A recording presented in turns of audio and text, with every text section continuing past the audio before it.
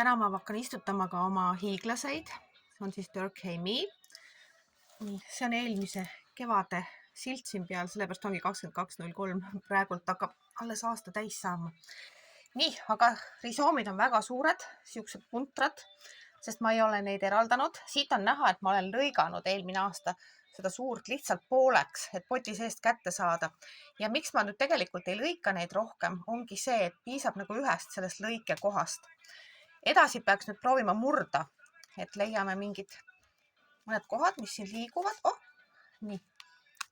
nii kõps. Tuli ilusti ära. Nii. Järgi jääb siis siuke süvend, siuke tühi koht. See annab võimaluse kasvada teisel risoomil suuremaks. Nii, liigutame veel neid läbi. Nii, siin on üks lahtine. Nii, natukene. Nii. Ja tulebki lahti, ilma et mitte midagi peaks tegema. Nii.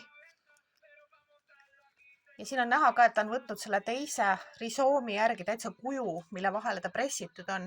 Kui te nüüd ei eralda neid tükke ära ja panete kõik selle suure juurika endale potti, siis tegelikult on nii, et ta ei saa edasi kasvada nendest kohtadest, kus ta juba teise risoomi vastas on. Tal on see nii kitsas.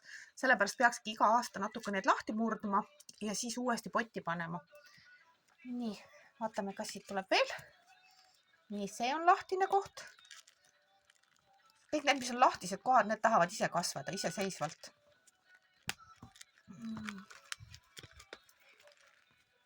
No, siin on päris kõvasti juurde, kui jääb kinni.